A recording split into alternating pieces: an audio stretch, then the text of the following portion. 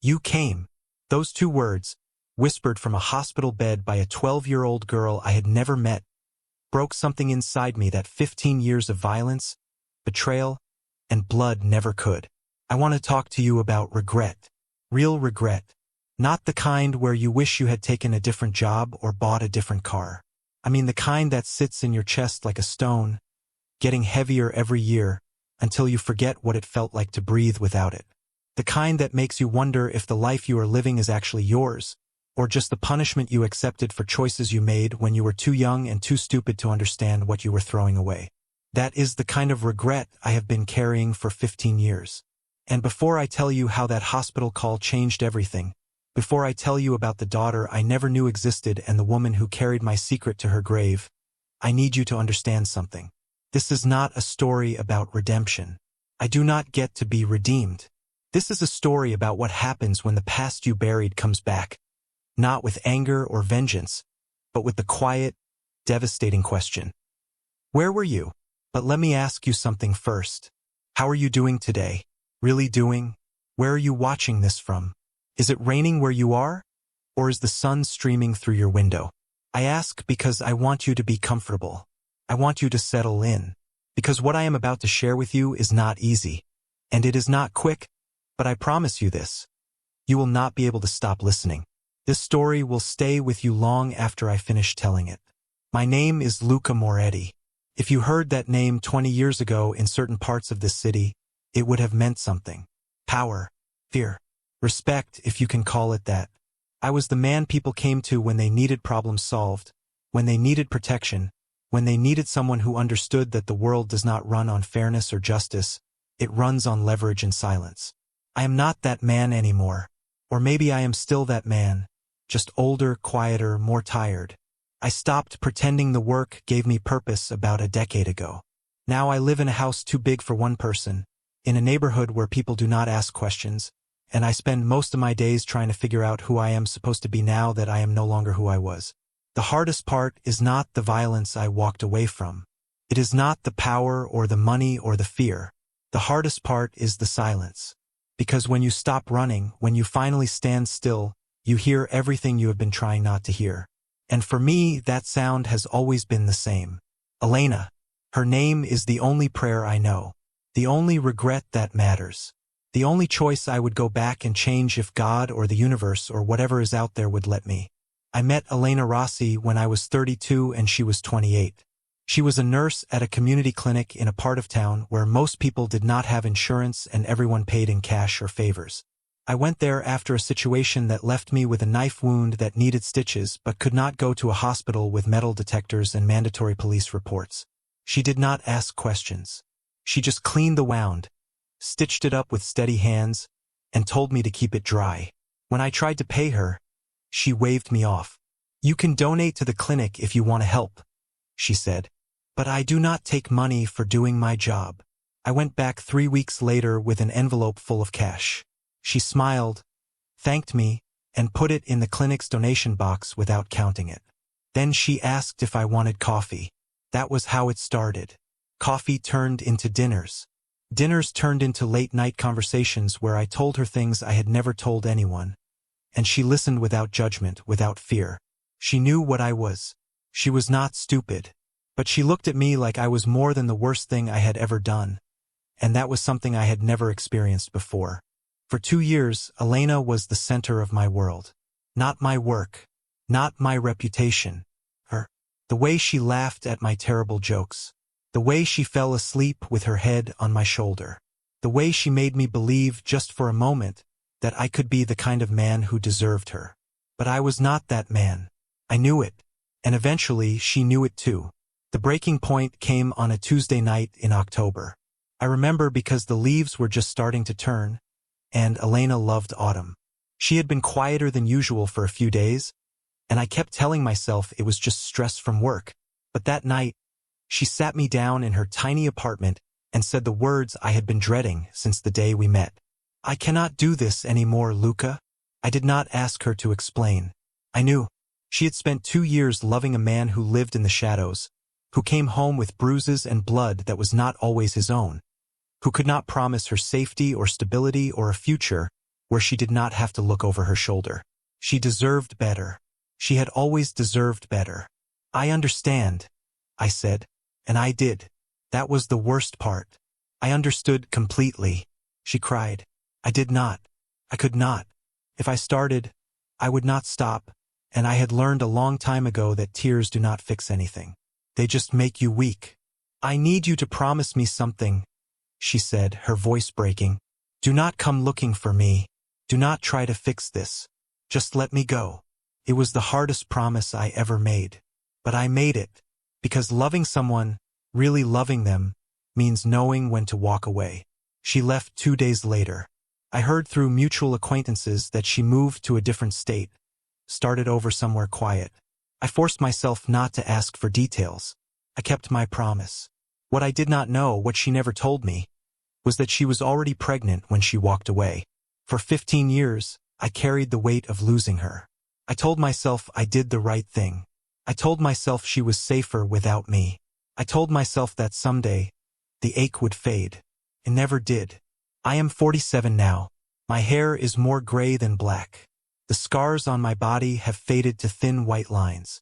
The house I live in has 6 bedrooms and I only use 1. I have more money than I will ever spend and nothing I actually want to buy. Most days I wake up, make coffee, and wonder what the point of any of it was. That was my life until 3 months ago. On a Thursday afternoon when the rain was coming down so hard it sounded like the sky was trying to drown the world. I was in my study, going through paperwork that did not matter, when my phone rang. Unknown number. I almost did not answer, but something made me pick up. Is this Luca Moretti? A woman's voice. Calm. Professional. The kind of voice that has delivered bad news before. Who is asking? My name is Nurse Catherine Palmer. I am calling from St. Michael's Regional Hospital. I apologize for reaching out like this, but we have a situation and your name came up. My first thought was that someone from my old life had gotten hurt and used my name as an emergency contact. It happens sometimes. People I barely remembered thinking I owed them something. What kind of situation? There is a young girl here, 12 years old. She collapsed at school earlier today. We have stabilized her, but she is very disoriented and frightened, and she keeps asking for you. She keeps saying your name. I felt something cold settle in my stomach. What is her name? Aria. Aria Rossi. The room tilted. Rossi. Elena's last name. Are you still there, Mr. Moretti? Yes. My voice sounded far away. What happened to her? She had a severe panic attack that led to hyperventilation and fainting. When we brought her in, she was extremely distressed. The only thing she kept saying was your name. She said, call Luca. My mom said to call Luca. We found your number in her phone under the name, in case of emergency. Elena. This had Elena written all over it. But Elena left 15 years ago. How would she have my current number? Why would she tell her daughter to call me? Where are her parents? I asked. There was a pause. The kind of pause that means the answer is going to hurt. Her mother passed away 4 months ago. Cancer. According to the school records, there is no father listed. Aria has been living with a neighbor, but the arrangement was temporary and it seems that it was not working out. The neighbor brought her to school this morning and then left. We have been trying to reach her, but she is not answering. For months.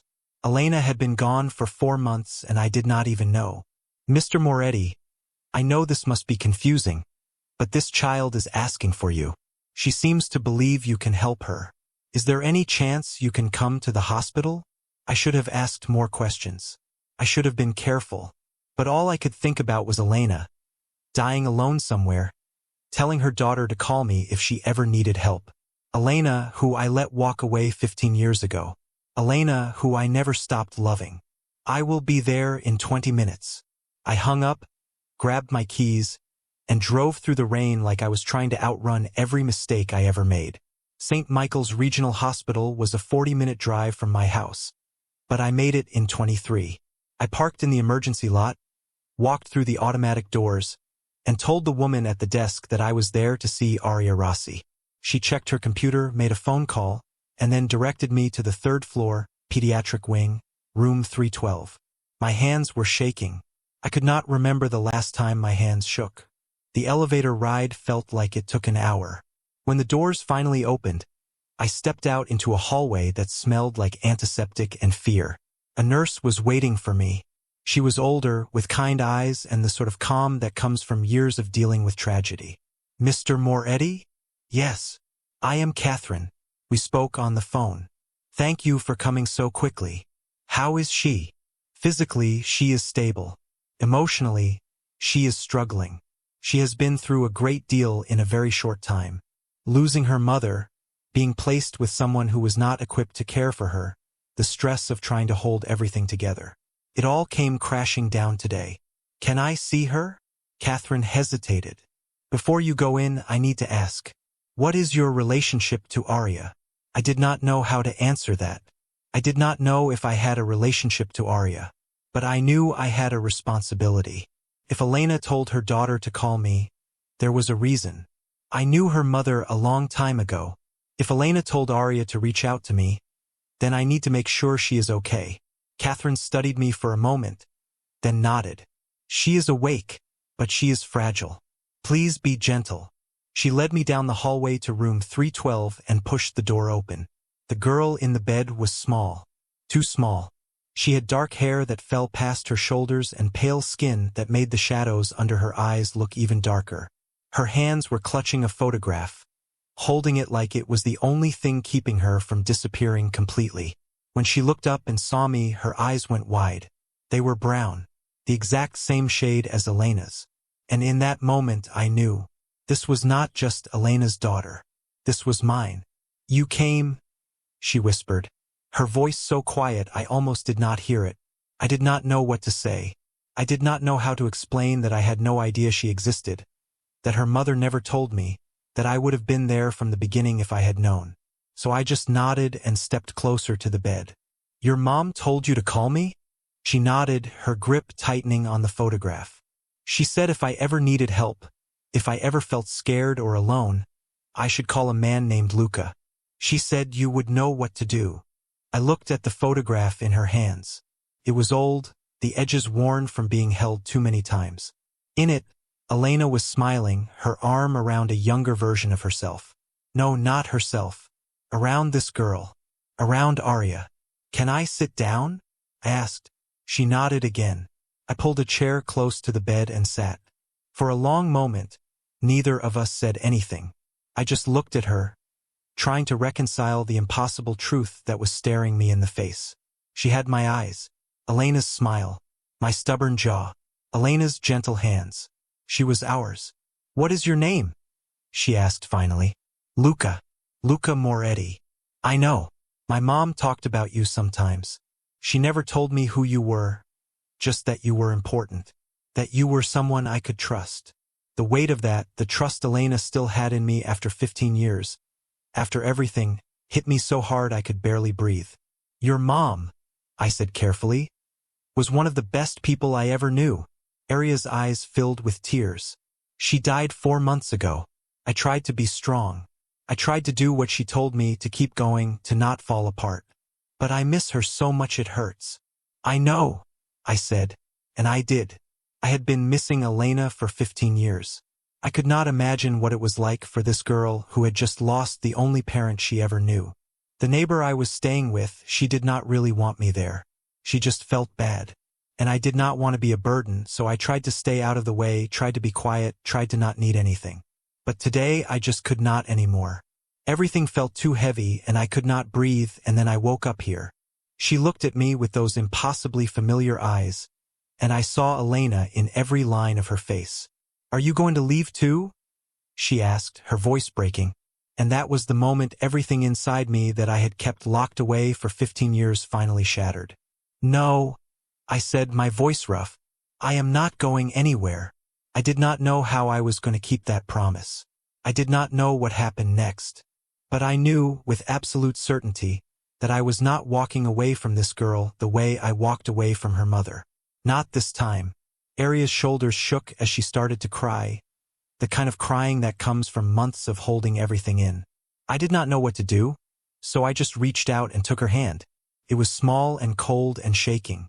"It is going to be okay," I said, even though I had no idea if that was true. She held on to my hand like I was the only solid thing in a world that had been falling apart around her. And maybe I was. Outside, the rain kept falling. Inside that hospital room, I met my daughter for the first time.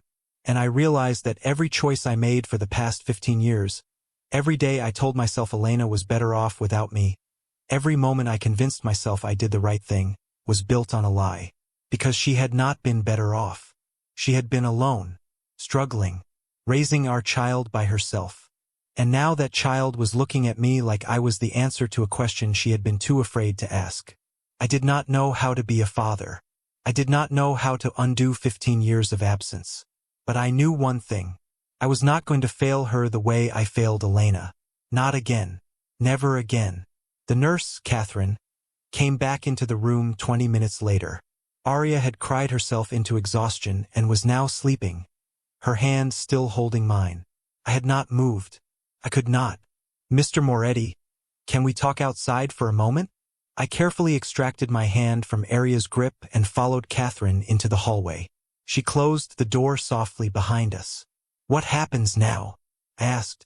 That depends. Child Protective Services will need to be involved.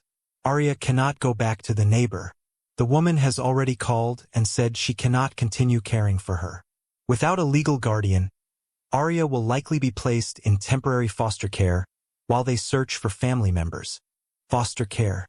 The words made my stomach turn. This girl, Elena's daughter, our daughter, being sent to live with strangers. What if I want to take her? Catherine looked surprised. Are you family? Her mother and I were close. Very close. A long time ago. That might not be enough for the courts. Do you have any legal documentation? Were you named in the mother's will? Do you have proof of relationship? I had nothing. 15 years of nothing. How long do I have? CPS will likely be here tomorrow morning to assess the situation. If you want a petition for custody or guardianship, you will need a lawyer and you will need to move quickly. I nodded. Thank you. She touched my arm gently. That girl has been through hell. Whatever you decide, please make sure it is what is best for her, not just what eases your conscience. Her words stung because they were true. I went back into the room. Arya was still sleeping, her face peaceful for the first time since I arrived. I sat back down and watched her breathe. I pulled out my phone and made a call to Vincent Caruso, my attorney for 20 years. Vincent, I need a family lawyer. The best one you know. And I need them tonight. He asked no questions. Just said he would have someone at my house within 2 hours. I stayed with Arya until visiting hours ended. Before I left, I leaned close and whispered, I will be back first thing in the morning. I promise. She did not wake up, but her hand twitched slightly, like some part of her heard me. The drive home felt longer than the drive there. My mind kept spinning with questions I could not answer. Why did Elena never tell me?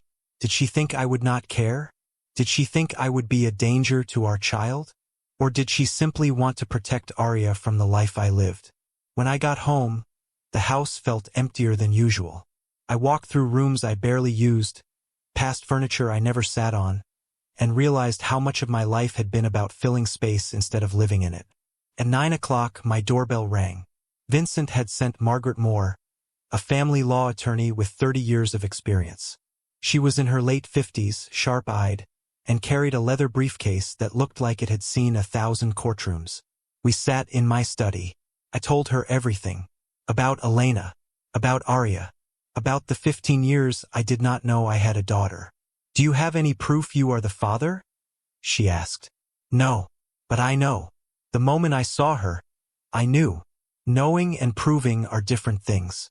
We will need a paternity test. That is step 1. If the test confirms you are her biological father, we can petition for emergency custody. But there is a problem. What? Your background. I know who you are, Mr. Moretti, or who you were. If CPS does a background check and your past will come up.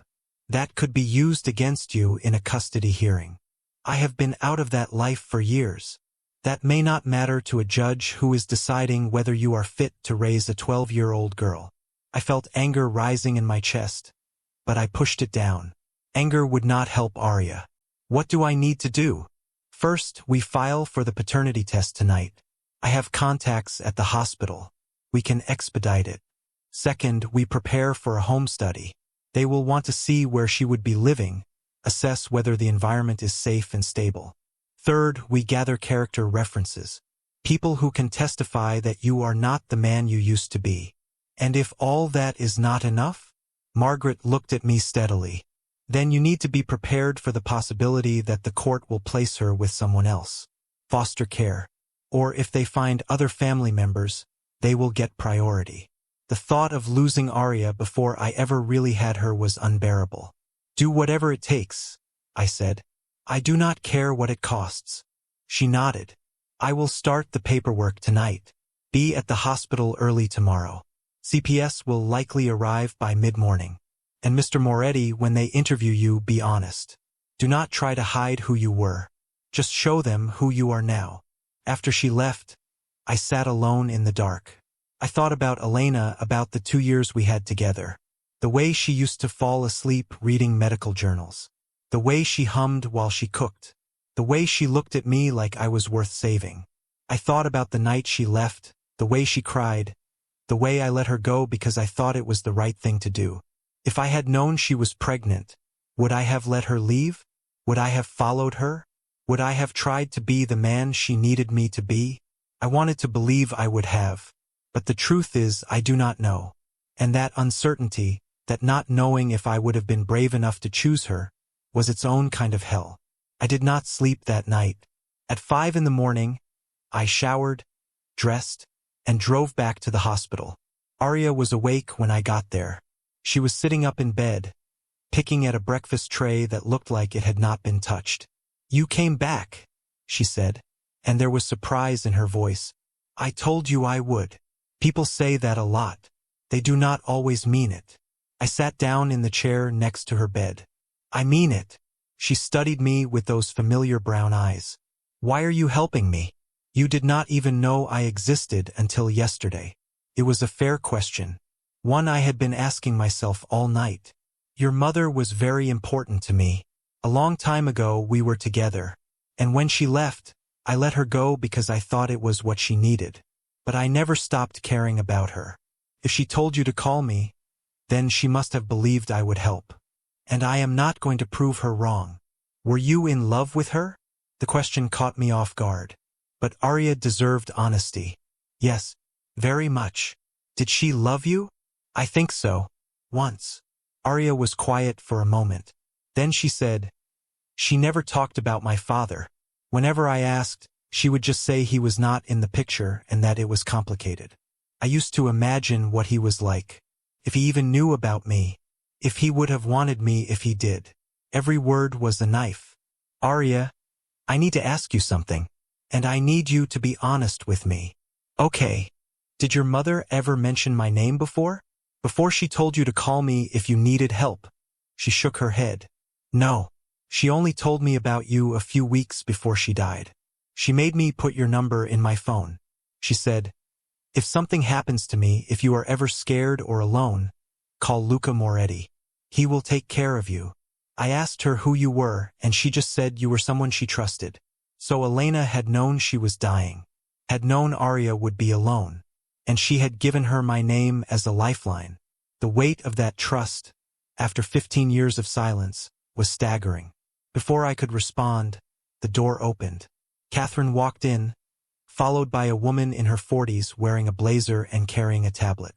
Mr. Moretti, this is Linda Oakes from Child Protective Services. Linda smiled at Arya first. Hi Arya. How are you feeling today? Better, Arya said quietly. That is good. I am here to talk to you about what happens next. Is it okay if I ask you some questions? Arya nodded. Linda pulled up a chair. Can you tell me about where you have been staying since your mother passed away? With Mrs. Patterson. She lives 2 doors down from where we used to live. She said I could stay with her until things got figured out. And how was that? Arya hesitated. It was fine. Just fine. She was nice. But I think she did not really want me there. She has her own kids, and they are older, and I felt like I was in the way. Linda made notes on her tablet. When you collapsed at school yesterday, you kept asking for someone named Luca. Can you tell me about that?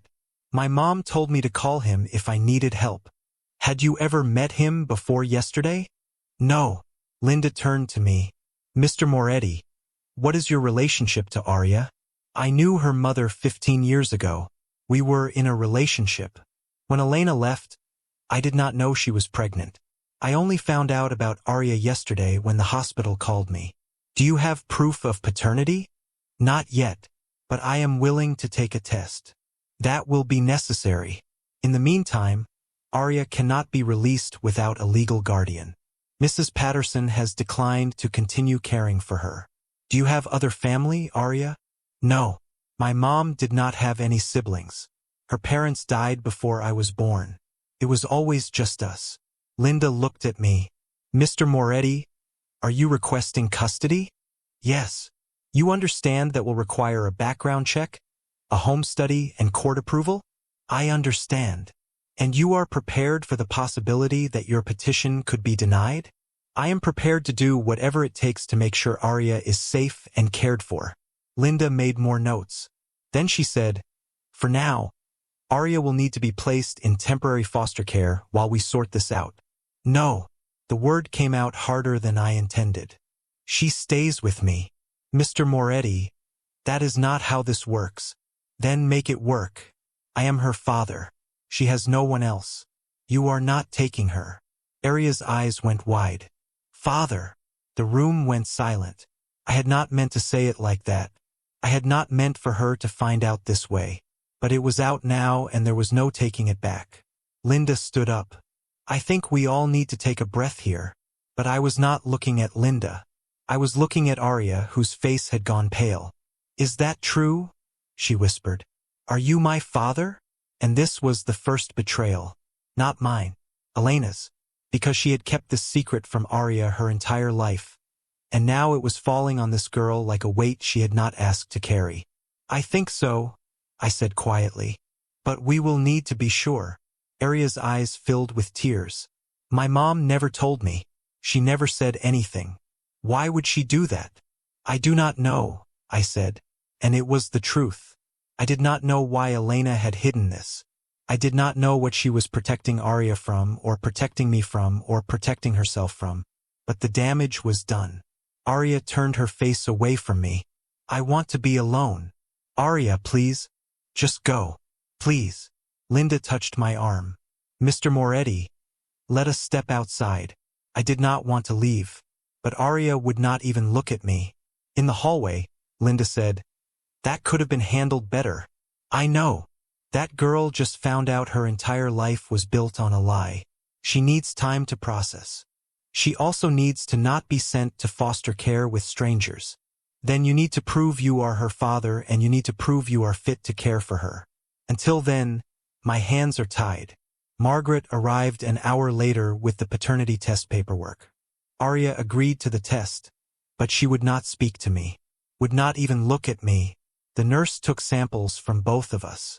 Margaret said results would take 3 days, but she could push for 48 hours if needed. When I tried to say goodbye to Arya before I left, she just stared at the wall.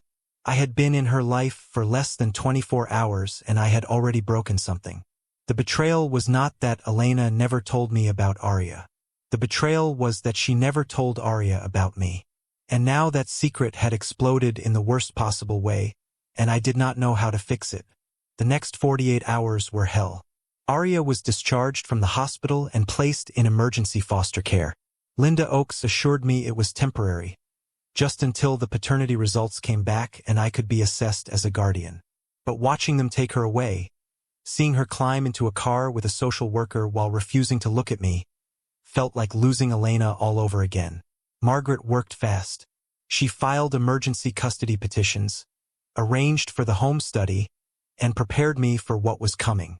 They are going to dig into everything, she warned. Your finances, your history, your associations. Be ready. I was ready for that. What I was not ready for was the silence. Arya would not take my calls. The foster family said she was adjusting but did not want contact yet. Every hour that passed felt like I was losing her more. On the second day, Margaret called. The results are back. You are her biological father. 99.9% certainty. I had known it in my gut, but hearing it confirmed made it real in a way that stole my breath. What now? Now we go to court. Emergency custody hearing is set for tomorrow morning. The judge will review your petition, the home study report, and make a determination. Luca, I need to prepare you. This might not go the way you want. Why? The home study raised concerns. Your past, your isolation, the fact that you have no experience with children. The investigator noted that your home is clean and spacious but feels, and I quote, emotionally sterile. They questioned whether you can provide the nurturing environment a traumatized 12-year-old needs. I can learn. That is what we will argue. But you need to understand that judges err on the side of caution. They might decide that foster care with an experienced family is safer for Aria while you complete parenting classes and counseling. How long would that take? Months, maybe longer. Months of Aria living with strangers. Months of her thinking I did not want her or could not take care of her, or was just another person who let her down. That is not acceptable. Then you need to show that judge tomorrow that you are not just willing to be her father. You need to prove you already are. That night, I did something I had not done in years. I went to Elena's grave. Margaret had found the location. A small cemetery 2 hours outside the city, in the town where Elena had lived after she left me. The headstone was simple. Elena Marie Rossi, beloved mother, gone too soon. I stood there in the dark, rain soaking through my coat, and I talked to her. I am trying, Elena. I know I am not good at this. I know I do not deserve her.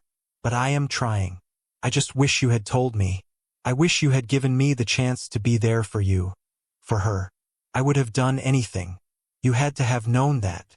The stone did not answer. The rain kept falling. She hates me right now. She thinks I abandoned her. She thinks I knew about her and chose not to be there.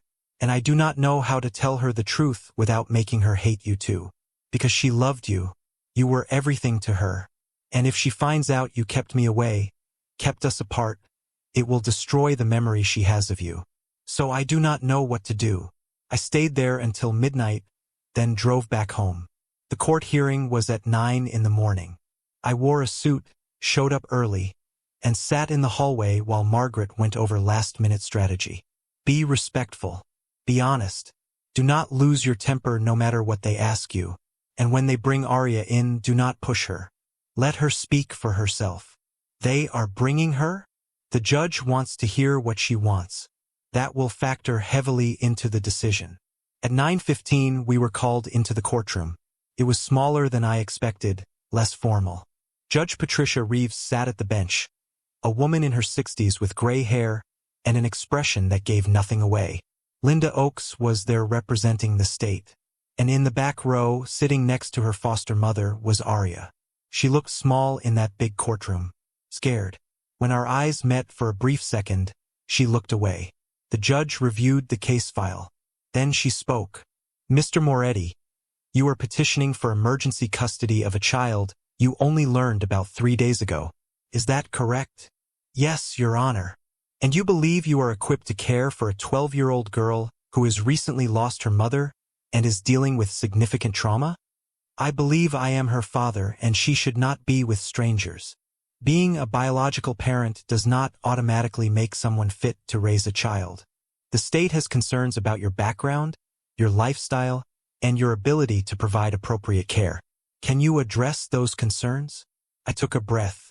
I will not lie about who I was. I made choices in my past that I am not proud of. But I have been out of that life for years. I live quietly. I have the resources to provide for Aria. And more importantly, I want to. Her mother trusted me enough to tell Aria to call me if she needed help. I am asking for the chance to prove that trust was not misplaced. Ms. Oakes, what is the state's position? Linda stood. Your Honor, while Mr. Moretti's intentions may be genuine, we have serious concerns about placing a vulnerable child in his care.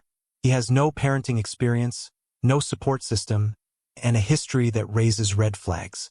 We believe Arya would be better served remaining in foster care, while Mr. Moretti completes a reunification plan. How long would that take? 6 to 12 months, depending on his progress. The judge turned to Arya. Young lady, I would like to hear from you. Can you come up here, please? Arya walked slowly to the witness stand. She looked terrified. Arya, I know this is difficult, but I need to understand what you want. You have been in foster care for 2 days now. How has that been? It is fine, Arya said quietly. They are nice. Do you feel safe there? Yes. And what about Mr. Moretti? You only met him a few days ago. How do you feel about the possibility of living with him? Arya's hands twisted in her lap. I do not know. That is understandable.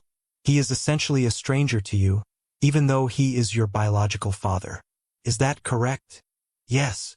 Do you want to live with him? The silence stretched out forever. Then Arya said, My mom told me to call him. She said he would help me. She would not have said that if he was bad. But I do not understand why she never told me about him. I do not understand why he was not there my whole life. And I do not know if I can trust him. Every word was a knife, but they were fair. All of them. The judge looked at me. Mr. Moretti, can you explain why you were not present in Arya's life? I did not know she existed, Your Honor. Her mother and I were together 15 years ago. When she left, she did not tell me she was pregnant. I only found out when the hospital called me 3 days ago. If I had known, I would have been there. For both of them. Why do you think Ms. Rossi kept this from you? I do not know. Maybe she thought I was not fit to be a father. Maybe she thought my life was too dangerous. Maybe she just wanted to protect Arya from mistakes I might make. But whatever her reasons, I cannot change the past. I can only try to be there now. Judge Reeves was quiet for a long moment, reviewing papers in front of her. Then she said, This is an impossible situation. A child who has lost everything, and a father who wants to step up but has no foundation to build on. Normally, I would lean toward foster care in a case like this. But there is one thing that gives me pause. She looked at Arya. Your mother told you to call Mr. Moretti if you needed help. That speaks to a level of trust that cannot be ignored. She knew she was dying and she gave you his name. Not a relative, not a friend, but him. That has to mean something. She turned to me. Mr. Moretti, I am going to grant you temporary custody. But it comes with conditions. You will attend parenting classes twice a week. You will meet with a family counselor weekly, both individually and with Arya. You will have monthly home visits from a social worker. And if at any point I believe Arya is not thriving in your care, this arrangement will be terminated immediately. Do you understand? Yes, Your Honor. Thank you. Do not thank me yet. This is not about you. This is about that little girl and what is best for her. Prove that you can be what she needs, or I will not hesitate to remove her from your custody. She looked at Arya. Arya, I know this is scary, but I am going to give you and Mr. Moretti a chance to build something together. If at any time you feel unsafe or unhappy, you tell your counselor or social worker. They will help you. Understood. Arya nodded. Court is adjourned. Just like that, it was over. I had custody. Temporary, conditional, fragile custody. But it was a chance. Arya walked over to me slowly. The foster mother handed me a small backpack. This is everything she brought with her. One backpack. That was all she had left of her entire life. Thank you for taking care of her, I said. The woman smiled sadly. She is a sweet girl. I hope it works out. Arya and I stood in the courthouse hallway. Two strangers tied together by blood and loss and a dead woman's trust. Are you ready to go? I asked. She nodded but did not say anything. We walked to my car in silence. I opened the passenger door for her. She climbed in, clutching her backpack, staring straight ahead. As I drove away from the courthouse, taking her to a home she had never seen, to start a life neither of us knew how to build, I realized something. This was the catastrophe, not the hospital call, not finding out I had a daughter, not even Elena's death. The catastrophe was this moment right now. Two people who should have known each other their entire lives, sitting in silence because they had no idea what to say to each other. A father who did not know how to be a father. A daughter who did not know if she wanted one. And somehow we had to figure it out together. Or lose each other before we ever really had a chance. The first week was brutal. Arya moved through my house like a ghost. She was polite, quiet, and completely closed off. She ate the meals I made without complaining. She said thank you when I bought her new clothes. She went to bed when I told her to. But she never smiled, never relaxed, never looked at me like I was anything more than another temporary stop in a life that kept taking things away from her. I had given her the bedroom on the second floor, the one with the best light and the view of the garden. I spent 2 days before she arrived trying to make it feel like a room for a 12-year-old girl. New bedding, a desk for homework, bookshelves. But when she walked in and saw it, she just nodded and said, "It is nice. Thank you." That night, I heard her crying through the walls. Quiet, muffled sobs that she was clearly trying to hide. I stood outside her door for 10 minutes, not knowing if I should knock, not knowing what I would say if I did. In the end, I walked away, and I hated myself for it. The parenting classes Margaret enrolled me in were twice a week at a community center downtown. I sat in a room with other parents, most of them young couples preparing for their first child, and listened to an instructor talk about communication and boundaries and emotional validation. I took notes. I tried to apply what I learned. But every technique felt forced. Every conversation with Arya felt like I was reading from a script. "How was school today?" "Fine." "Do you need help with homework?" "No, I am good." "Do you want to watch a movie tonight?" "I am tired. I think I will just go to bed." Over and over. The same pattern. Me trying to reach her. Her pulling away. The family counselor, Dr. Sarah Brennan, met with us every Thursday afternoon. She was patient and kind, but even she seemed frustrated by how little progress we were making. In our third session, she asked Arya directly, "What do you need from Luca?" Arya looked at her hands. "I do not know." "Do you feel safe with him?" "Yes." "Do you feel cared for?" "Yes." "Then what is stopping you from letting him in?" Arya was quiet for a long time. Then she said, "I do not know how to trust someone who is not there. My mom raised me by herself. She worked 2 jobs. She was tired all the time. And she never complained, never said it was hard. But I could see it. I could see how much she was struggling. And I keep thinking, where was he? If he is my father, why was she alone? Why did I have to watch her get sicker and sicker and not be able to help her?" "Arya, I did not know," I said. "If I had known, I would have been there. But you were not. And now she is gone and you are here and I am supposed to just accept it. I am supposed to pretend like we are a family. But we are not. We are just 2 people who do not know each other, forced to live together because there is no one else." Dr. Brennan looked at me. "Luca, how do you respond to that?" "She is right," I said. "We are not a family. Not yet. But I want us to be. I know I cannot replace your mother. I know I cannot give you back the years we lost. But I am here now. And I am not going anywhere." "You say that," Arya said, her voice breaking. "But everyone says that. And then they leave. I am not everyone. How do I know that?" I did not have an answer that would satisfy her. Because she was right to doubt me. I had a lifetime of walking away from things, of choosing the easy path over the hard one. Why should she believe I would be different this time? The social worker, a woman named Janet Mills, came for her first home visit 2 weeks after Arya moved in. She walked through the house, checked Arya's room, and interviewed both of us separately. When she sat down with me in the study, she got straight to the point. "How do you think it is going?" "Honestly, not great. She barely speaks to me. I do not know how to reach her."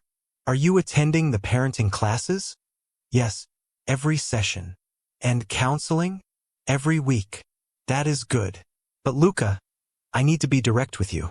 The judge gave you this chance because of Elena's trust in you. But trust is not enough. Arya needs more than a roof over her head and food on the table. She needs emotional connection. She needs to feel like she matters to you, Not just as an obligation but as a person. She does matter. Then show her. Right now you are acting like a landlord, not a father. You are providing for her physical needs but not her emotional ones. And if that does not change, the court will not hesitate to move her. After Janet left, I sat alone in the dark and admitted something I had been avoiding. I was failing.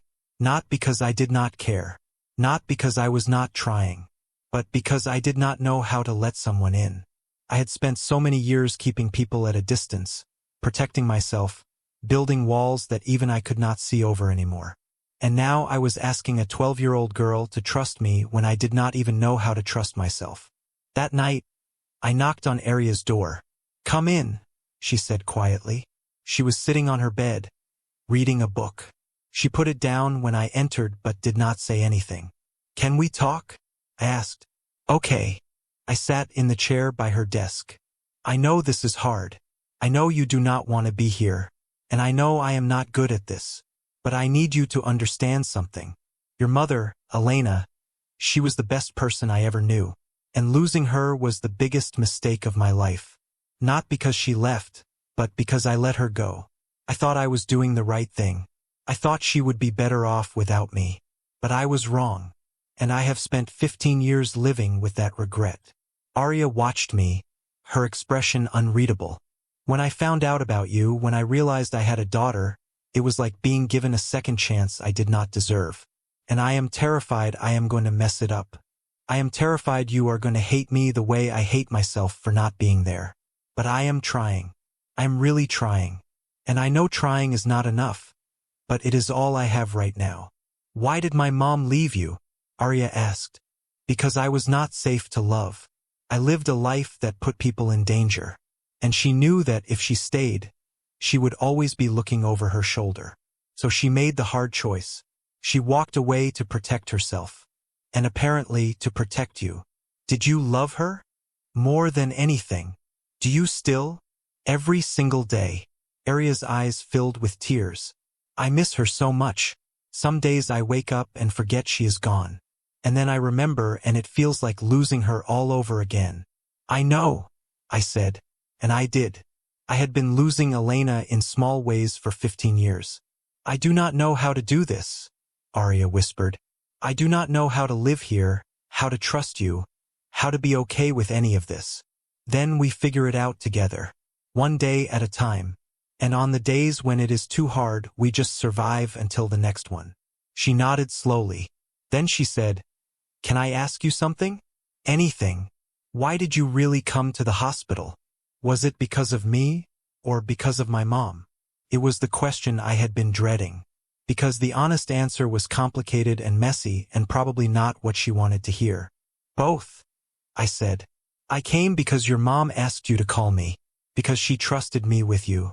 But I stayed because of you, because the moment I saw you, I knew. You were not just Elena's daughter. You were mine, and I could not walk away from that. Even though you do not know me, even though I do not know you. Yet." Aria wiped her eyes. "This is really hard. I know. I do not think I can call you Dad. You do not have to. You can call me Luca, or whatever feels right." "Okay." It was not much. It was not the breakthrough I was hoping for. But it was something. A crack in the wall. A tiny opening. Over the next few weeks, things shifted slightly. Aria started eating breakfast with me instead of taking it to her room. She asked me to help with her math homework one night. She laughed, just once, at a stupid joke I made. They were small moments, barely noticeable. But to me, they felt monumental. I started learning about her. She loved to read, especially fantasy novels. She was good at art but never showed anyone her drawings. She missed her mom most at night, when the house was quiet. She was afraid of thunderstorms but would never admit it. And slowly, carefully, I started letting her see me too. I told her stories about Elena, about the woman she was before life got hard. I showed her pictures I still had, from a lifetime ago. I admitted that I did not know what I was doing, that I was making it up as I went along. One night, 3 weeks after she moved in, we were sitting at the dinner table when Aria said, "Can I see where my mom is buried?" "Of course." We can go this weekend if you want. Okay. Saturday morning, we drove 2 hours to the cemetery. It was a clear day, the kind Elena used to love. Arya brought flowers, white roses, and placed them on the headstone. She stood there for a long time, not saying anything. I stayed back, giving her space. Finally, she turned to me. Do you think she knew that I would end up with you? I think she hoped. Why else would she give you my name? Do you think she would be okay with this? With me living with you? I think she trusted me to take care of you, and I am going to do everything I can to make sure I do not let her down. Arya nodded. Then she did something that shocked me. She reached out and took my hand. It was the first time she had touched me voluntarily since the hospital. Thank you for bringing me here, she said. Anytime you want to come back, we will come. We stood there together, holding hands in front of Elena's grave, and for the first time since this all began, I felt like maybe we had a chance. But I should have known better, because just when things were starting to feel possible, the pressure was about to get worse. The call came on a Tuesday night, 6 weeks after Arya moved in. We were watching a movie together, something she had picked out. She was actually laughing at the funny parts, leaning slightly toward me on the couch. Small progress, but progress. Then my phone rang. Unknown number. I almost ignored it, but something made me answer. Hello? Is this Luca Moretti? A man's voice. Formal. Cold. Who is asking? My name is David Hartley. I am an attorney representing the Rossi estate. I felt my stomach drop. What estate? Elena died with nothing. That is not entirely accurate. There are some assets that need to be addressed. But more importantly, I am calling about Arya. I stood up and walked into the kitchen, away from where Arya could hear. What about her? I represent Elena's cousin, Patricia Rossi. She lives in California and only recently learned about Elena's passing and the existence of her daughter. She is Arya's closest living blood relative, and she is filing for custody. The words hit me like a punch. Elena did not have any family. She told me that. She had very little contact with her extended family, but Patricia is her first cousin. They were close as children before they lost touch. Patricia is married, stable, runs a successful business, and most importantly, she is actual family. Not a stranger who only appeared after Elena died. I am her father. A father who was absent for 12 years. Patricia is prepared to provide Arya with a stable, loving home with an established family unit. She has already filed the paperwork. There will be a hearing in 2 weeks. This is insane. Arya is settling in here. She is finally starting to feel safe. Is she? Or is she simply accepting the only option she was given? Mr. Moretti, I have reviewed your case file. Your background, your lifestyle, the fact that you are a single man with no parenting experience trying to raise a traumatized preteen girl. Patricia can offer her so much more. Elena gave Arya my name. She told her to call me. That has to count for something. Elena also never told Arya you were her father. She never put your name on the birth certificate. She spent 12 years keeping you away from that child. Perhaps you should ask yourself why. He hung up. I stood in the kitchen, gripping the phone, feeling everything I had been trying to build crumble around me. When I walked back into the living room, Arya looked up. Everything okay? Yeah, just work stuff. But it was not okay. Nothing was okay. The next morning I called Margaret. She had already heard about the filing. I was going to call you today. Patricia Rossi has a strong case, Luca. She is blood family. She has a stable marriage, a home with other children, and no criminal history. On paper, she looks like the better option. On paper, I looked like I had no chance 6 weeks ago. But the judge gave me custody anyway because of Elena's wishes. Temporary custody, with conditions. And you have been meeting those conditions. But that does not mean the court will not reconsider if a better option presents itself. Better option? She is a stranger. I am Arya's father. A father who Elena deliberately kept secret. Patricia's attorney is going to argue that Elena had reasons for that. That maybe she did not trust you with Arya. And the court is going to listen.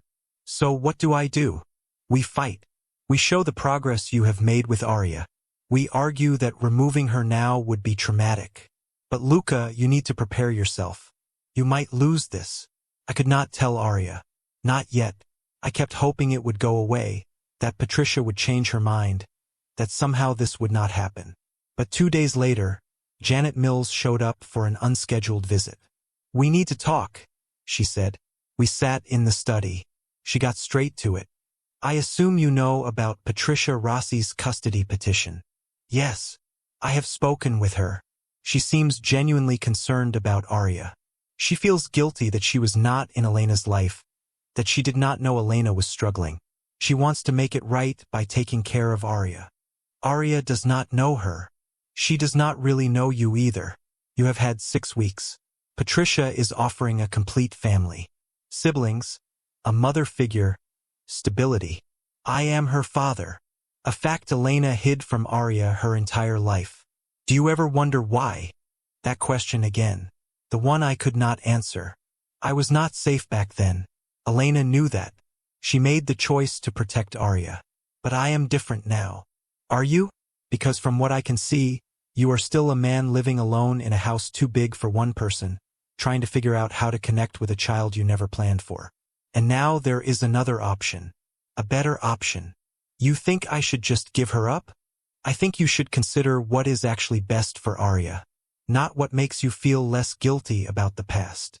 She left, and I sat alone, drowning in doubt. That night, Arya came downstairs after I thought she had gone to bed. "I heard you on the phone earlier," she said quietly. "Who is Patricia Rossi?" I should have lied, should have protected her from this. But I was so tired of secrets. "She is your mom's cousin. She lives in California. She just found out about you and she wants you to come live with her." Arya's face went pale. "What?" "She filed for custody. There is going to be a hearing in 2 weeks. But I live here now. I know. I do not want to leave." Those 5 words nearly broke me. "You do not."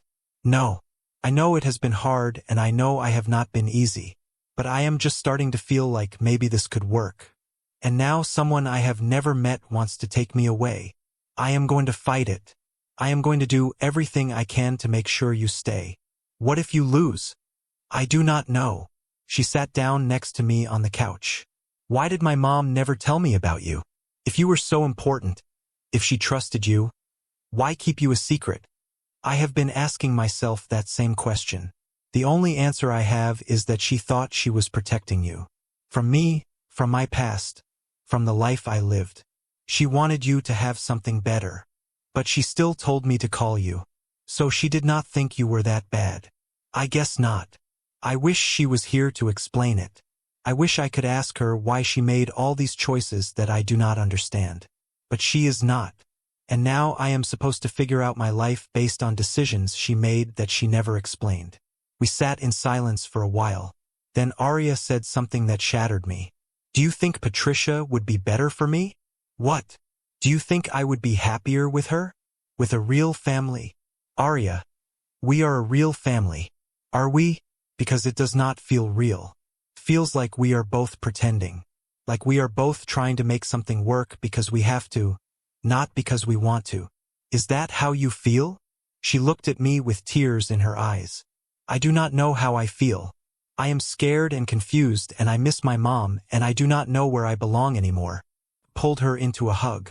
She stiffened at first, then slowly relaxed, her head resting against my shoulder. "You belong here," I said. "With me. I know it does not feel like it yet. I know I am not good at this. But you belong here. Promise." "I promise." But even as I said it, I knew promises were not enough. The hearing was set for Friday afternoon. Margaret prepared our case. Character references from Dr. Brennan, from my parenting class instructor, from Janet Mills who, despite her doubts, acknowledged the effort I was making. The night before the hearing I could not sleep. I kept thinking about Elena, about the choices she made, about what she would want for Arya. At 2 in the morning, I went into Arya's room. She was asleep, curled up under her blankets, clutching a photo of Elena. I stood there watching her. This daughter I barely knew, This girl who had become the center of my world in just 6 weeks. And I realized something devastating. Maybe everyone was right. Maybe Patricia would be better for her. Maybe a complete family with a mother and father and siblings was what Arya needed. Maybe I was being selfish, holding on to her because I wanted to fix my mistakes, not because it was best for her. Maybe loving her meant letting her go, just like I let Elena go. The next morning, we drove to the courthouse in silence. Margaret met us in the hallway.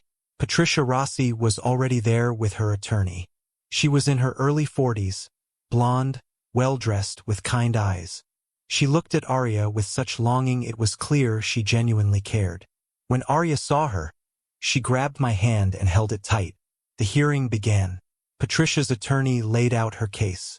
Stable home, married for 15 years, 3 other children, successful business owner, no criminal record, blood family. Then he brought up my past. The arrests from decades ago, the associations with dangerous people, the lifestyle I led when Elena knew me. Elena Rossi kept Mr. Moretti away from her daughter for 12 years, he said. She never put his name on the birth certificate. She never told Arya he existed. Those are not the actions of a woman who trusted him with her child. Those are the actions of a woman protecting her child from him. Margaret fought back. She presented the progress we had made, the counseling sessions, the parenting classes, the stability I had provided. But I could see it in the judge's eyes. She was considering it, really considering taking Arya away. Then the judge asked Arya to speak.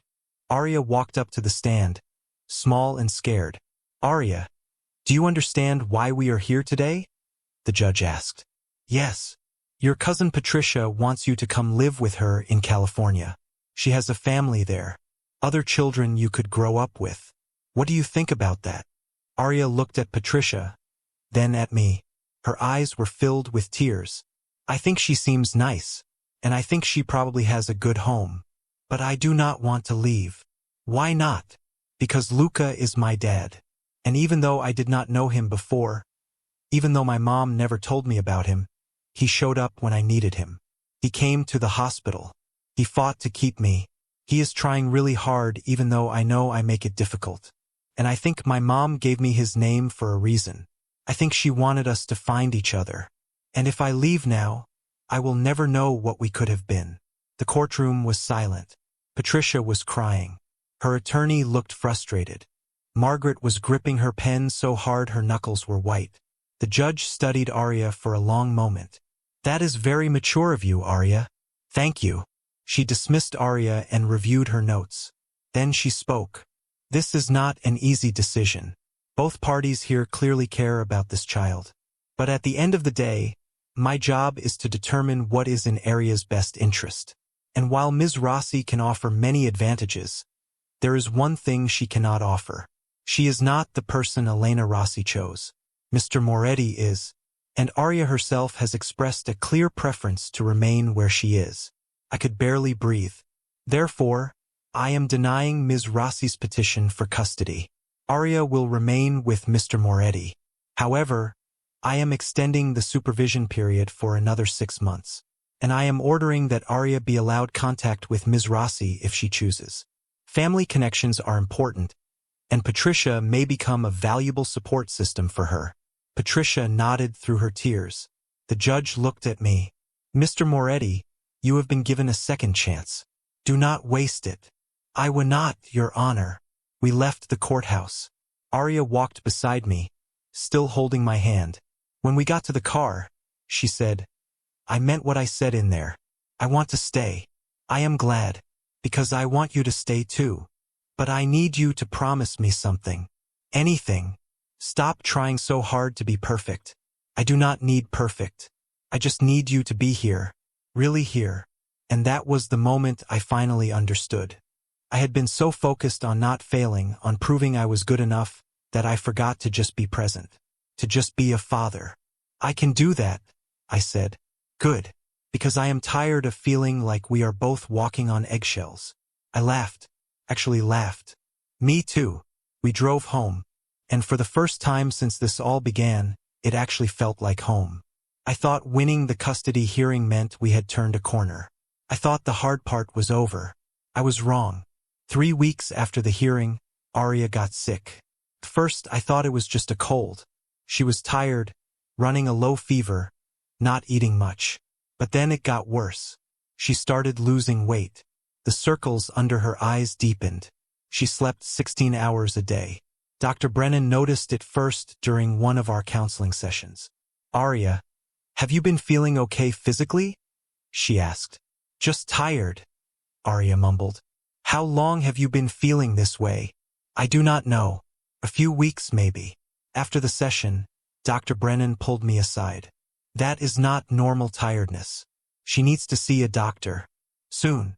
I took her to the pediatrician the next day. Dr. Reynolds ran blood tests, checked her vitals, asked questions about her sleep and appetite. "I am going to be honest with you," she said.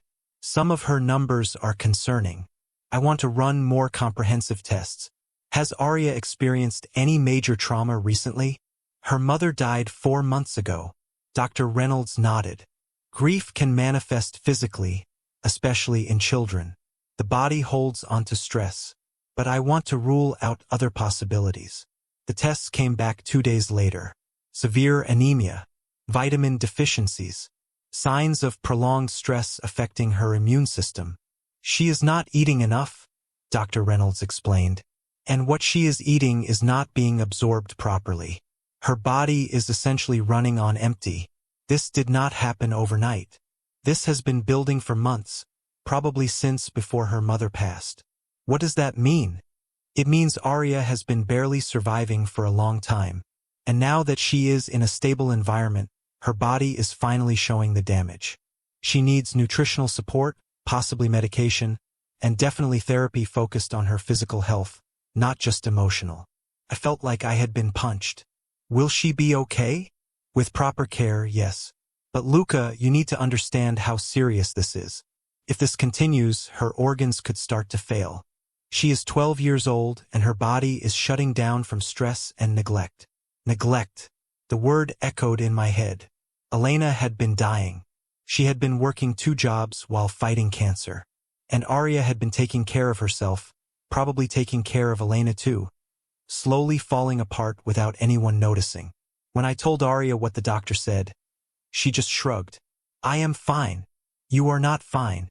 You have been making yourself sick." "I did not do it on purpose." "I know. But we have to fix it now. Starting with you eating 3 meals a day. Real meals." "I am not hungry." "I do not care. You are eating anyway." It became a battle.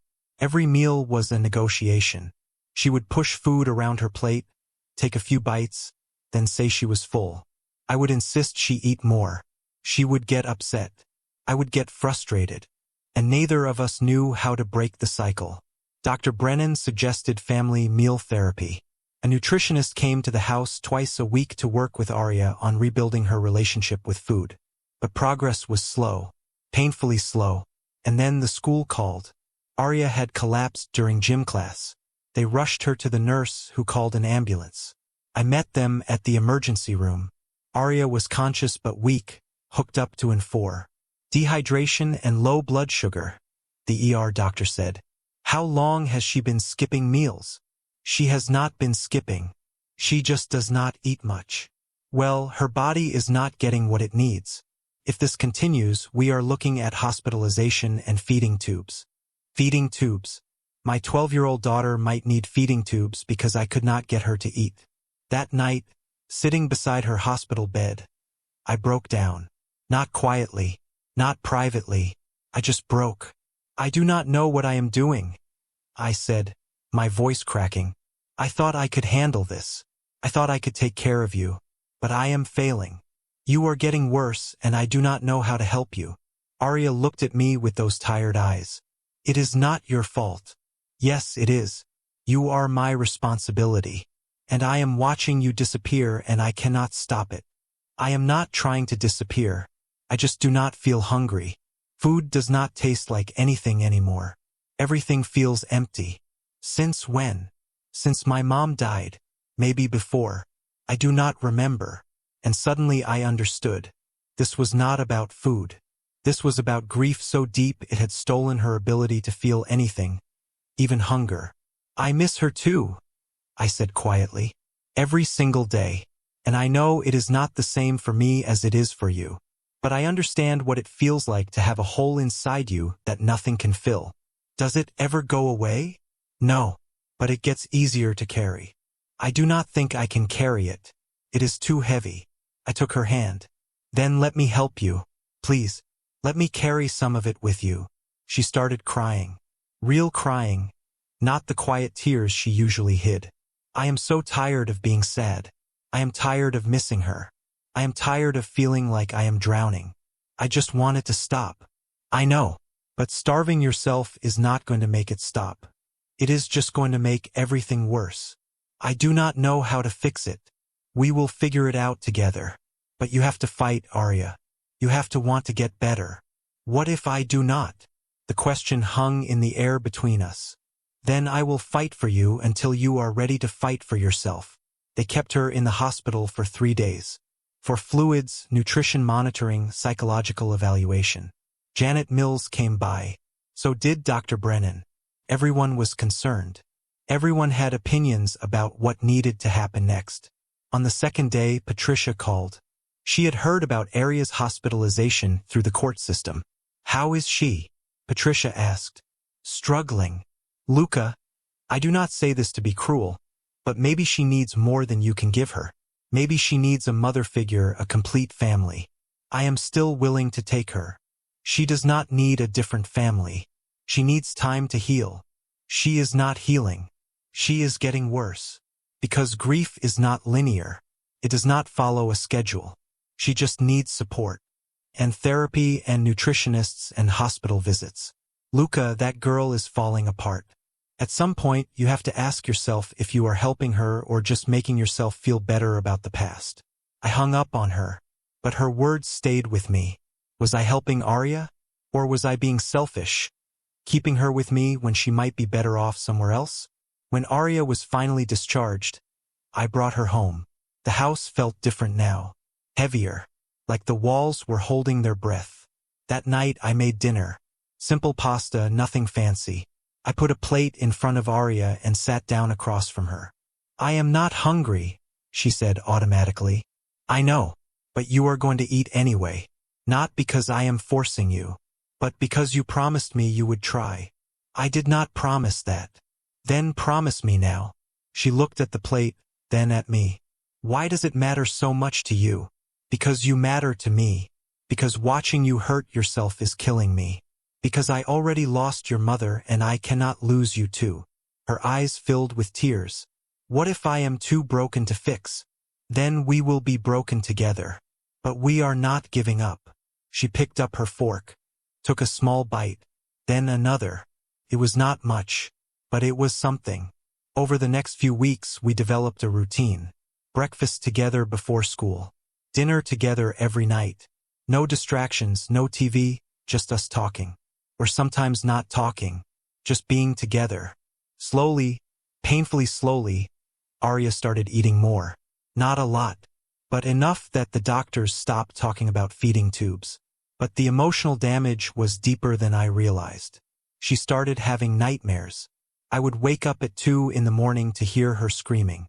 I would run to her room and find her sitting up in bed, shaking, covered in sweat. She was here, Arya would say. My mom was here and then she was gone again. I started sleeping in the chair in her room, just so she would know someone was there.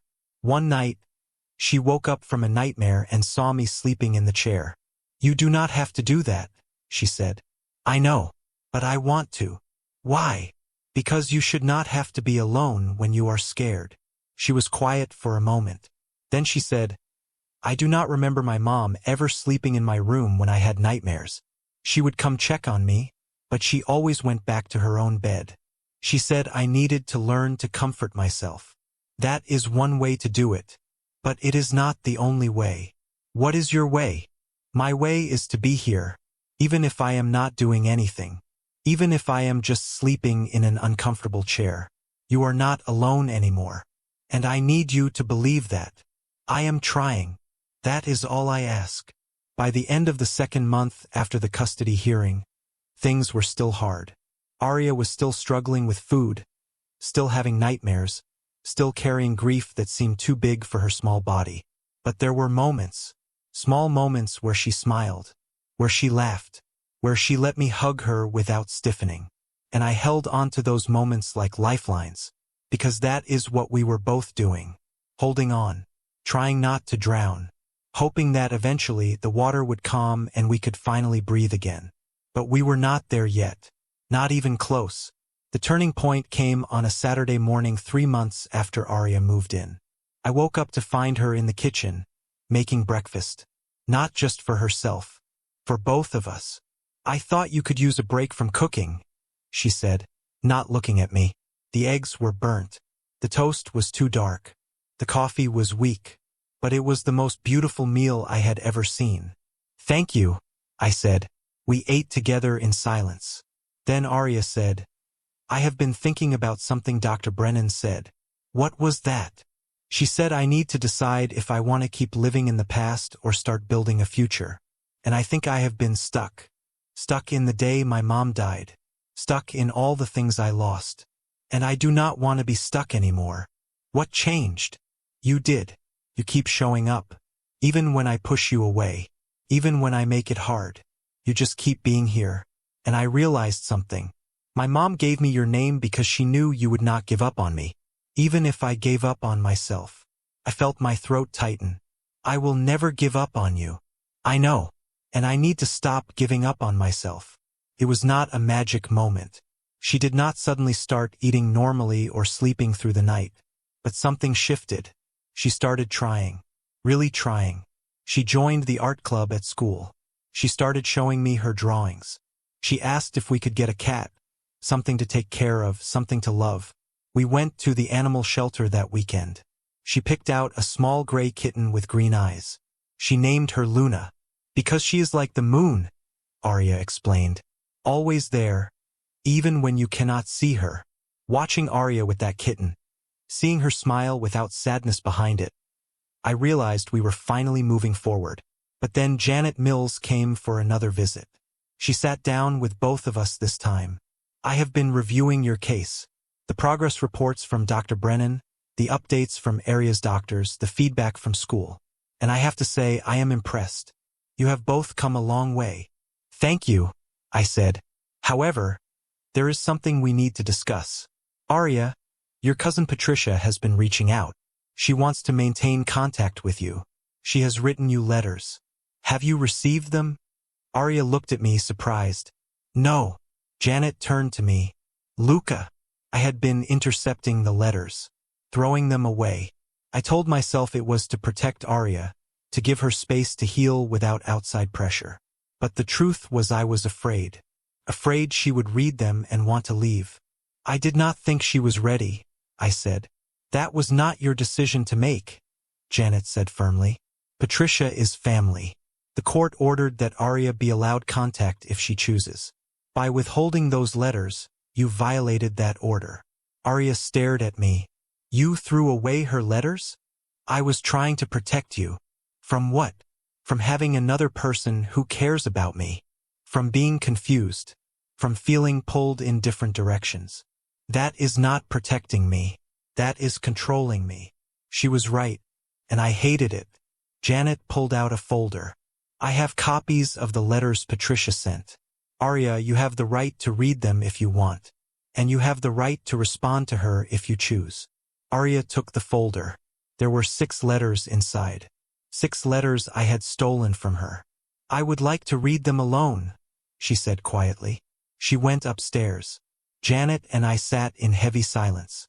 "You are walking a very thin line," Janet said. "One more violation like this and the court will reconsider your custody. Do you understand?" "Yes.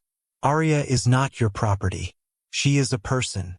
And she deserves to make her own choices about who she wants in her life." After Janet left, I sat alone, drowning in guilt and fear. An hour later, Arya came back downstairs. Her eyes were red from crying. "Patricia told me about my mom, about when they were kids, about things I never knew. She sent pictures of them together. I am sorry I kept them from you. Why did you do it? Because I was scared. Scared you would read them and realize you would be happier with her. Scared I would lose you. So you lied to me. I did not lie. I just did not tell you. That is the same thing. She was right again. I am sorry, I said. I was wrong. And it will not happen again. How do I know that? How do I know you are not hiding other things from me? You do not. You just have to trust me. But you broke my trust. The words hit like stones. Because she was right. I had been so focused on not losing her that I forgot to actually be trustworthy. What can I do to fix this? I asked. Let me talk to Patricia. Let me decide for myself if I want her in my life. Okay. And stop treating me like I am going to break. I am stronger than you think. I know you are. That night, Arya called Patricia. They talked for over an hour. I did not listen. I gave her privacy even though every second felt like torture.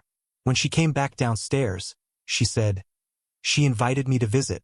During spring break. She wants me to meet her family. What did you say? I said I would think about it. Do you want to go? Maybe. But I am scared. Of what? That I will like it there. That it will feel like the family I am supposed to have. And then I will have to choose. You do not have to choose, Arya. You can have both. You can have me and you can have Patricia. Love is not a competition. Is not it? Because it feels like everyone wants me to pick.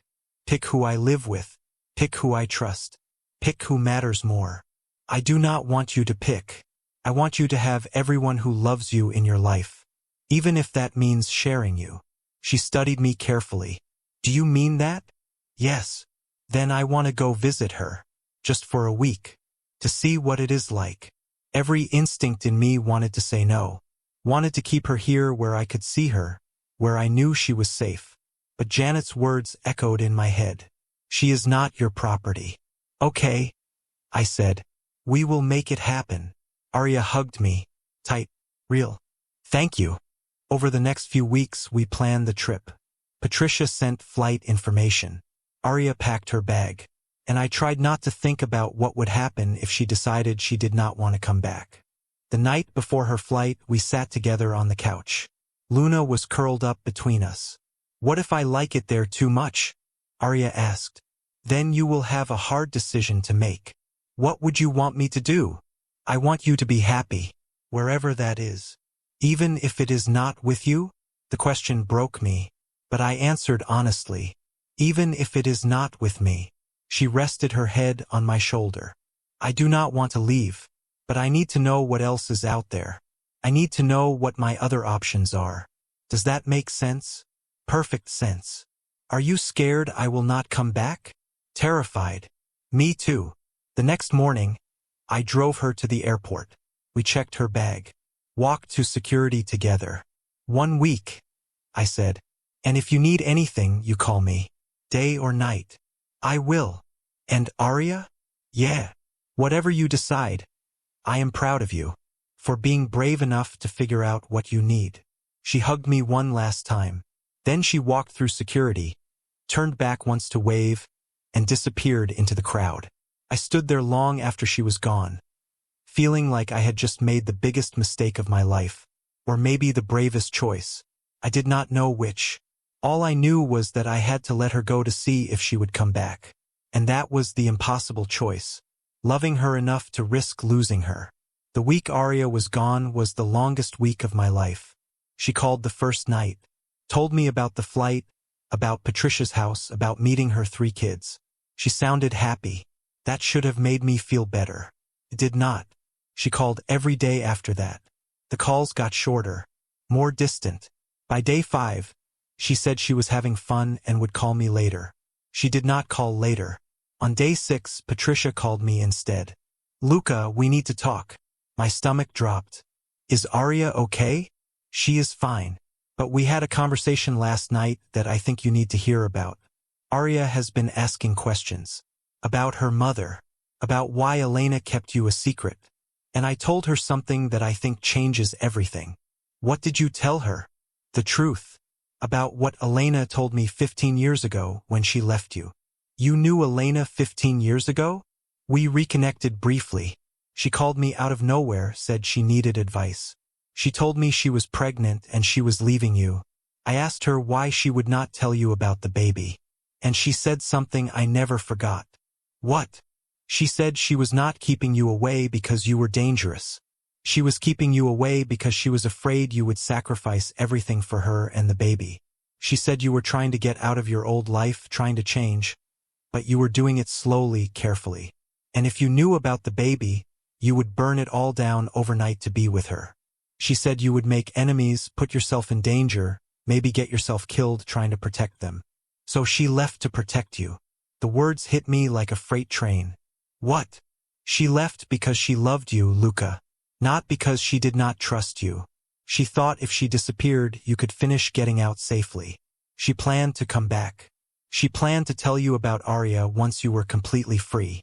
But by the time you were out, too many years had passed. She did not know how to come back. So she just watched from a distance and hoped you were okay. I could not breathe. 15 years. 15 years of thinking Elena left because I was not good enough. 15 years of believing she did not trust me. And it was all wrong. How do you know all this? She wrote me letters. Over the years. Not many, but enough. I have them here. I showed them to Arya last night. Why did you not tell me this before? At the custody hearing. Because I did not know you existed until the hearing. Elena never mentioned your name. She just called you him in her letters. It was not until Arya told me about you, about the hospital, that I put it together. Can I talk to Arya? That is why I am calling. She wants to come home early. She wants to talk to you. In person. Put her on the plane. I will be there when she lands. 2 hours later, I was at the airport. Her flight landed at 6. I was there at 5, pacing the arrivals area like a caged animal. When she finally came through the gates, she looked different. Older somehow, like she had grown up in just 6 days. She ran to me, actually ran, and threw her arms around me. I am sorry, she said. I am so sorry. For what? For doubting you. For thinking you did not want me. For not understanding. We sat down in the airport. She pulled out copies of Elena's letters. Letters where Elena talked about me. About how much she loved me. About how hard it was to stay away. About how she watched my life from a distance. Read about me getting out of the business. Saw me trying to become someone better. She was going to come back, Arya said, tears streaming down her face. She was going to tell you about me. But then she got sick. And she ran out of time. All she could do was give me your name and hope I would find you if something happened to her. I read the letters. Every single one. And with each word, 15 years of guilt and regret began to crack and break apart. Elena had not left because I failed her. She left to save me. And she had spent 12 years hoping we would find each other again. There is something else, Arya said. Something Patricia told me that she learned from going through my mom's things after she died. What? She handed me a small envelope. Inside was a letter, addressed to me, in Elena's handwriting. My mom wrote this 2 weeks before she died. She was going to mail it, but she ran out of time. Patricia found it in her desk. My hands shook as I opened it. Luca, if you are reading this, it means Arya found you. It means my plan worked, even if I could not be there to see it. I need you to know the truth. I did not leave because of who you were. I left because of who you were trying to become. You were fighting so hard to get out, to build something clean, something safe. And I knew if you found out about the baby, you would risk everything to be with us. You would have died trying to protect us. So I left to protect you. I thought I would have time. I thought once you were completely free, once enough years had passed, I could come back. I could tell you about our daughter. We could finally have the life we both wanted. But life does not always give us the time we think we have. I am dying, Luca, and my biggest regret is not that I left. It is that I waited too long to come back. Arya is everything good about both of us. She has your strength and my stubbornness. She has your eyes and my heart. She is the best thing I ever did. And now I am leaving her with you. Not because I have no other choice, but because you are the only choice. You are her father. And despite everything, despite all the years and all the silence, I trust you with her completely. She is going to be angry. She is going to have questions. She is going to wonder why I kept you away. Tell her the truth. Tell her I loved you enough to let you go, and that I loved her enough to bring you back. Take care of our girl. Love her the way I know you can. And forgive me for all the years I stole from both of you. I never stopped loving you. Elena, I could not see through the tears, could not breathe through the weight of it all. Arya took my hand. She loved you, the whole time. She never stopped. I never stopped loving her either. I know. We sat there in the airport, holding on to each other, mourning a woman we both loved, finally understanding the choices she made. I am sorry I doubted you, Arya said again. I thought you abandoned us. I thought you did not care. But you did not even know. And that is worse somehow, because you lost all those years too. We both lost them, but we do not have to lose any more. Patricia is nice, and her family is great, but it is not home. You are home.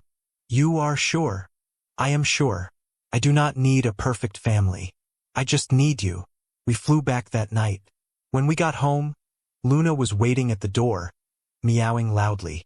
Arya picked her up and looked around the house. This is where I belong. With you. With Luna. Here. I am glad. Over the next few days we talked more. About Elena. About the choices she made. About the life we could have had and the life we were going to build instead. Dr. Brennan helped us process it all. The grief, the loss, the complicated truth that Elena's sacrifice meant we lost each other for 12 years. She did what she thought was right, Dr. Brennan said. It was not perfect, caused pain, but it came from love. And now you two have the chance to honor that love by building something real together. And that is what we did. Slowly, carefully, we built a life. Not the one we should have had, but the one we could have now. Arya started eating better, started sleeping through the night, started laughing more, started calling me Dad. The first time she said it, we were making dinner together. She asked me to pass the salt and said, "Thanks, Dad." Then she froze. Is that okay? Can I call you that? You can call me whatever feels right. Dad feels right. Then that is what I am. 3 months later, we went back to Elena's grave. Together, we brought flowers. We told her about our life, about how we were figuring it out, about how much we missed her but how we were going to be okay. Arya put her hand on the headstone. I understand now, Mom. I understand why you did what you did. And I forgive you. I hope wherever you are, you can forgive yourself too. We stood there for a long time. Then Arya said, "Do you think she is proud of us?" I think she is relieved. I think she spent 12 years worrying about whether she made the right choice. And now she knows. We found each other, just like she hoped we would. I wish she could see us now. Maybe she can. We drove home as the sun was setting. And for the first time since Elena died, since I got that phone call from the hospital, since I met the daughter I never knew I had, I felt something I had not felt in 15 years. Peace. Not because everything was perfect, but because we had finally found our way to each other. And that was enough. 1 year later, I was standing in the kitchen making breakfast when Arya came downstairs with Luna following behind her. "Morning, Dad. Morning. Pancakes or eggs?" "Both. I am starving." I smiled. Hearing her say she was hungry, actually hungry, never got old. She sat at the table, scrolling through her phone. Patricia texted. She wants to know if we are still coming for Thanksgiving. "Do you want to go?" "Yeah, her kids are fun. And I like being there. But I like coming home more." Home. She called it home now without hesitation. The past year had not been easy. There were still hard days. Days when Arya missed her mom so much she could barely function. Days when the grief hit her out of nowhere and she would cry for hours. But there were more good days than bad now. She had gained weight. Her color was better. She smiled easily. She had friends at school. She was thriving. The court closed our case 6 months ago. No more social worker visits. No more supervised custody. Judge Reeves said we had proven ourselves and she wished us well. Dr. Brennan still saw us once a month, but now it was more like check-ins than crisis management. She said we were one of her success stories. You two did the work, she told us at our last session. You showed up for each other even when it was hard. That is what matters. Arya finished breakfast and started packing her school bag. She was in 7th grade now, doing well in all her classes. Her art teacher said she had real talent and encouraged her to enter a competition. Are you still okay with me going to that art workshop next month? She asked. Of course. You should go. It is 3 days. Will you be okay without me? I laughed. I think I can survive 3 days. Just making sure. You get weird when I am gone too long. She was not wrong. I still struggled with letting her out of my sight sometimes. But I was learning to trust that she would come back. Learning that loving someone meant giving them space to grow. After I dropped Arya at school, I stopped by the cemetery. I did this once a week now. Sat with Elena. Told her about Arya. About the life we were building. She got an A on her history project, I said to the headstone. And she is thinking about trying out for the school play. She says she is nervous, but I think she is going to be great. She is so much like you, Elena. Strong and stubborn and kinder than she realizes. I paused, running my hand over the cold stone. I am doing my best. I know I am not perfect. I make mistakes, but I am showing up. Every single day, just like you asked me to. The wind rustled through the trees. I like to think it was Elena, telling me she heard me. That evening, Arya and I had dinner with Margaret. She had become more than just our lawyer. She was family now. One of the few people who knew our whole story and loved us anyway. I have news, Margaret said over dessert. I am retiring next month. Really? I asked. I am 63 years old and I have been practicing law for 40 years. It is time. But before I go, I wanted to tell you both something. Your case changed me. It reminded me why I became a family lawyer in the first place. Not for the money or the prestige, but for moments like yours. Watching two people find each other against all odds. That is the good stuff. Arya got up and hugged her. Thank you for fighting for us. You fought for yourselves. I just helped clear the path. After dinner, Arya and I walked home. It was a clear night, stars visible despite the city lights. Do you ever think about what life would have been like if Mom had told you about me from the beginning? Arya asked. Sometimes, but I try not to dwell on it. We cannot change the past. We can only build the future. I think we are building a pretty good future. Me too. When we got home, Arya went upstairs to do homework. I sat in the living room with Luna curled up on my lap. My phone buzzed. A text from Vincent Caruso, my old attorney who connected me with Margaret a year ago. Heard your case closed. Congratulations. You did good, Luca. I smiled and put the phone down. Did good. Maybe I did. For the first time in my life, I felt like I had done something right. Later that night, I knocked on Arya's door. She was at her desk drawing. Can I see? I asked. She turned the sketchbook around. It was a drawing of 3 people. A woman with kind eyes. A man with graying hair. A girl holding a cat. Below it, in careful letters, she had written, My family. Past, present, and future. That is beautiful. It is for Mom.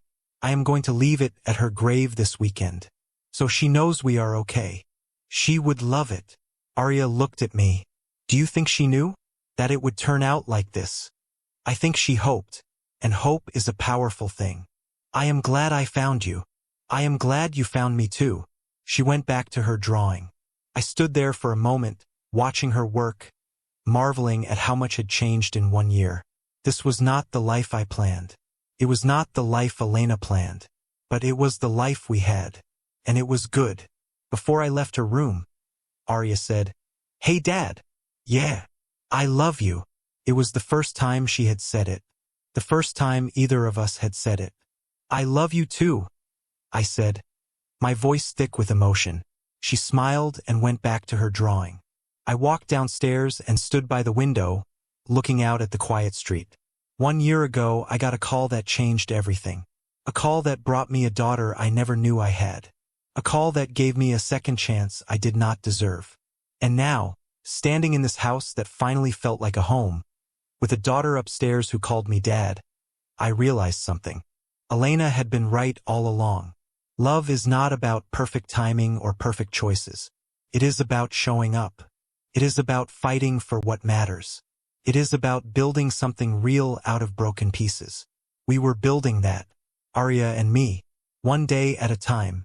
And somewhere I like to think Elena was watching, proud of the man I became, proud of the daughter she raised, proud that her gamble, her sacrifice, her impossible hope had paid off.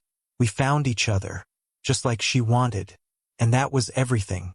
So to anyone listening to this story, anyone who has ever felt lost or broken or like it is too late to start over, I want you to know something. It is never too late. Second chances exist. Families can be built from nothing. Love can survive 15 years of silence and still come back stronger. You just have to be brave enough to answer the call. The call that says you matter, that you are needed, that you are loved. I almost did not answer that call from the hospital. I almost let it go to voicemail, but I answered, and it saved me. So answer your call, whatever it is, whoever it is, answer it, because on the other side might be the life you were always meant to live. Thank you for listening to my story. If it touched you, if it made you feel something, I would love to hear from you in the comments. Tell me about your second chances. Tell me about the calls you answered. Tell me about the families you built. And if you want to hear more stories like this, stories about love and loss and finding your way home, hit that subscribe button, because there are so many more stories to tell. Until next time, take care of yourselves. Take care of each other. And remember, it is never too late to start over. Never too late to find your way home. My name is Luca Moretti, and this is the story of how I found my daughter, and how she saved my life.